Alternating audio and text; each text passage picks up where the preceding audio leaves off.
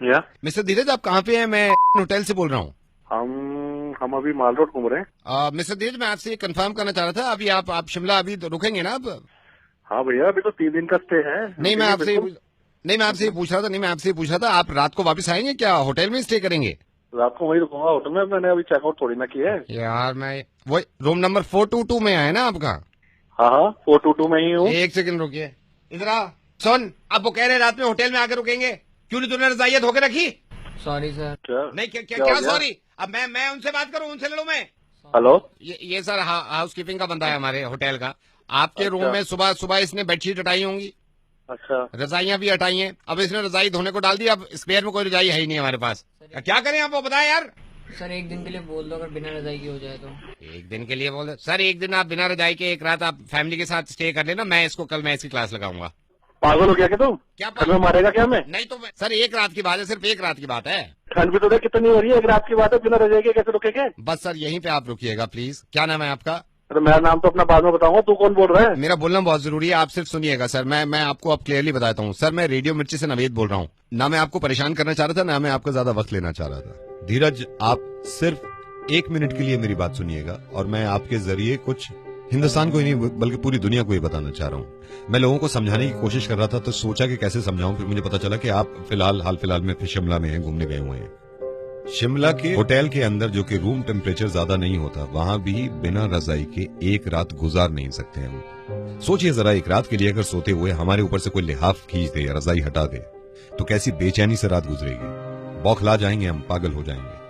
इस कॉल का मकसद ये है कि लोगों को पता चले कि ये हमारे लिए कितना कुछ करते हैं। आज अफसोस की बात यह है कि हनुमंत थप्पा ने दम तोड़ दिया और वो शहीद हो गए। और मैं ये सोच रहा था कि जब हनुमंत थप्पा बर्फ में फंसे हुए थे, जब उनकी सांसें चल रही थी, कुछ तो ख्याल आया होगा उन्हें अपनी बीवी के बारे में, कुछ तो सोच रहे होंगे वो अपने माँ बाप के बारे में।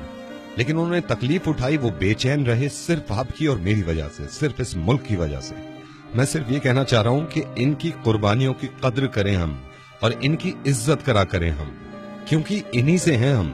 सही कहा नावेद। इत्तेफाक से हमारी दिल्ली में ज्यादा ठंड पड़ी नहीं है, उसके बावजूद रात को 1 बजे आप अपनी गाड़ी से निकले, अपना शीशा नीचे करके सिर्फ अपना हाथ बाहर निकालिएगा, तो आपको एहसास होगा कि एक इंसान अपनी मुल्क के खातिर, अपने लोगों के खातिर बर्फ के नीचे दब जाता है, मुल्क के लिए शहीद हो जाता है।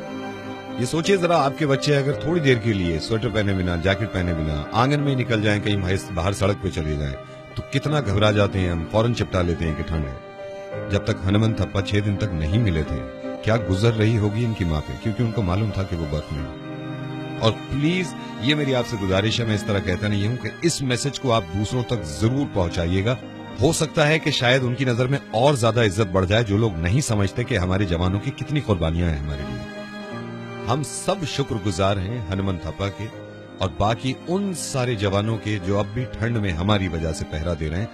और सलाम है उन माँ बापों को जो अपने बच्चों को आर्मी में भेजते हैं, अपनी वजह से नहीं, अपने मुल्क की वजह से। धीरज, बहुत बहुत शुक्रिया ये बात सुनने के लिए, और सिर्फ आपको ही नहीं सुनानी थी, अब जितने लोग ये सुन रहे हैं इन तक पहुंचानी थी, और आपकी जिम्मेदारी है कि आप दूसरों तक पहुंचाएं ये बात, प्लीज।